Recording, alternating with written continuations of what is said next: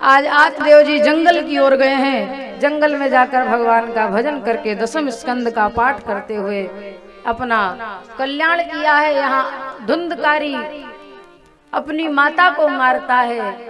माता जाकर कुएं में छलांग लगाई है, मृत्यु को प्राप्त हुई।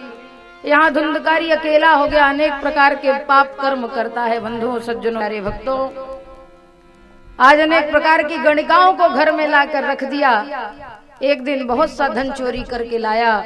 गणिकाओं ने आज योजना बनाई है और उसे उसी घर में खाट से बांधकर महाराज मुख में अग्नि ज्वालाति दुखेना व्याकुलो निधनम गता, कोयले के अंगारे मुख में डालकर धुंधकारी को प्राण निकल गया। महाराज धुंधकारी की मृत्यु हुई है। आज धुंधकारी की अकाल मृत्यु हुई, प्रेत बना है। गोकर्ण जी लौट कर आए हैं और महाराज गोकर्ण जी वहां पर लौट कर आए और बड़े सुंदर से अपने घर में थोड़ा सा कोना साफ किया, वहीं पर रहते हैं। रात में देखे कभी कोई घोड़ा गधा, कभी बिल्ली की आवाज। बोले है कौन, ये है कौन? गोकर्ण जी ने हाथ में जल लिया, सिंचन किया, प्रेत को वाक शक्ति आ गई। प्रेत कहता है सुनो सुनो मैं कौन हूँ, अहम भ्राता त्वदीयोऽस्मि धुंधकारी नामतः स्वकीयेव नैव दोषेण ब्रह्मणत्वं नाशितं मया। अरे सुनो सुनो, मैं आपका भाई धुंधकारी हूँ, बुरे कर्म करके आज प्रेत बना हूँ। भैया मेरी मुक्ति का उपाय करो। गोकर्ण जी कहते हैं मैं सवेरे आपकी मुक्ति का उपाय खोजूंगा। बंधुओं सज्जनों, प्रातः काल सूर्योदय हुआ है, सूर्य को अर्घ दिए और अपने तपोबल से सूर्य की गति रोक दिए। मेरे भैया के उद्धार का मार्ग बताओ। सूर्य नारायण ने आदेश दिया ज्ञान यज्ञ करो। तो आज धुंधकारी के निमित्त महाराज ज्ञान यज्ञ प्रारंभ हुआ है। नवमी से पूर्णिमा तिथि के लिए सुंदर ज्ञान यज्ञ का आयोजन हुआ है। उस ज्ञान यज्ञ में धुंधकारी को बैठने के लिए कोई जगह नहीं मिल रही थी। प्रेत है, प्रेत का कोई शरीर तो होता नहीं, तो प्रेत कहाँ बैठे? तो बोले महाराज ऐसे ये बांस का पेड़ है ना, ऐसे कोई बांस का पेड़ लगा था जहाँ कथा चल रही थी। तो प्रेत जाकर बांस के वृक्ष में प्रवेश कर गया और 7 दिन कथा चली है। एक दिन रोज एक गांठ बांस की चटक जाती है। ये 7 ग्रंथियां हैं। सबके हृदय में 7 ग्रंथि हैं। माया, मोह, क्रोध, लोभ, मद, मात्सर्य, छद्म, अहंकार, ये ग्रंथियां ही तो हैं। और ये ग्रंथियां कब टूटेंगी? जब तक सत्संग नहीं करोगे। जब तक सत्संग नहीं करोगे तब तक इन ग्रंथियों का विनाश नहीं हो सकता। धुंधकारी ने कथा में प्रवेश किया, उसके हृदय की जो अज्ञान की ग्रंथियां थी वो टूट गई। आज 7वें दिन बंधुओं सज्जनों, धुंधकारी बड़े सुंदर स्वरूप में प्रकट हुआ है। गले में तुलसी की माला है, माथे पर चंदन है, दिव्य रूप धरो जाता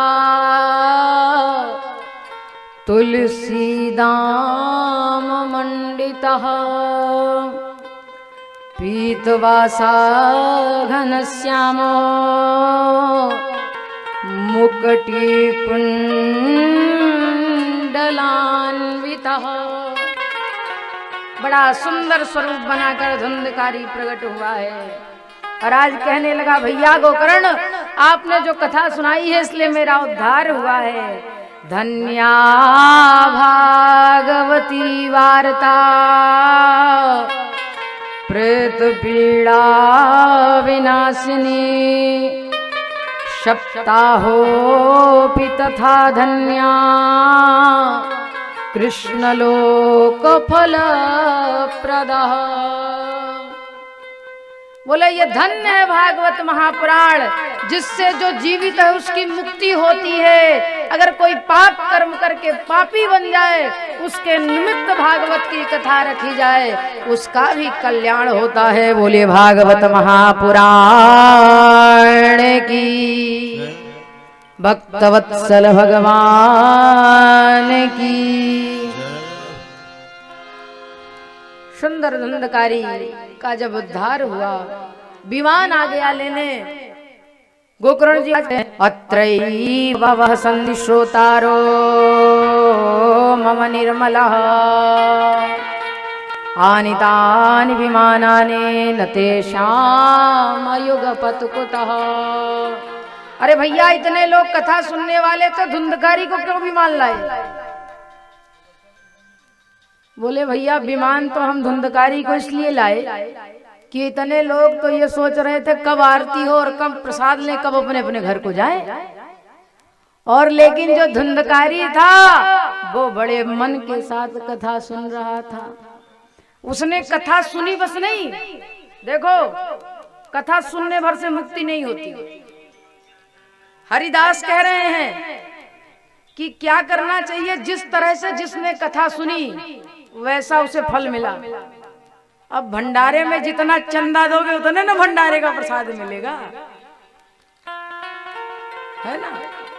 बोले महाराज, बंधुओं सज्जनों, जिस तरह से कथा सुनी थी, हमारे धुंधकारी जी ने बड़े मन और कथा का श्रवण किया और मनन किया है। 7 रात तक दिन में कथा सुनता, रात्रि में मनन करता।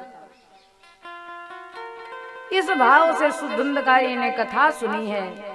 और महाराज, आज धुंधकारी का उद्धार हुआ। गोकर्ण जी के मन में महाराज कष्ट हुआ, उन्होंने पुनः भागवत की कथा प्रारंभ करी है और पूरे अपने गांव को लेकर वैकुंठ धाम को गए हैं। बोले भक्तवत्सल भगवान की, श्री राधा रानी सरकार की जय जय श्री राधे।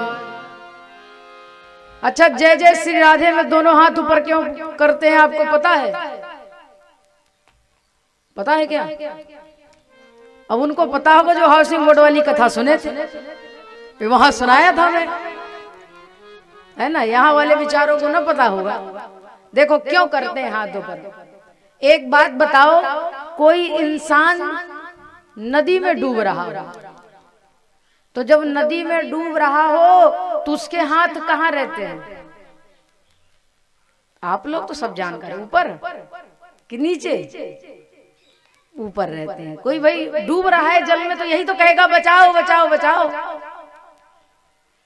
उसी तरह से जैसे कोई व्यक्ति नदी में डूब रहा हो तो दोनों हाथ ऊपर करके कहता है प्रभु बचाओ, उसी तरह से हम आप सब लोग भवसागर में डूब रहे हैं मेरी माताओं। इसीलिए दोनों हाथ ऊपर करके कन्हैया से कहते हैं, कन्हैया इतने जन्मों से भवसागर में पड़े हैं, अब तो पार लगाओ। एक बार दोनों हाथ उठाकर कहिए जय जय श्री राम।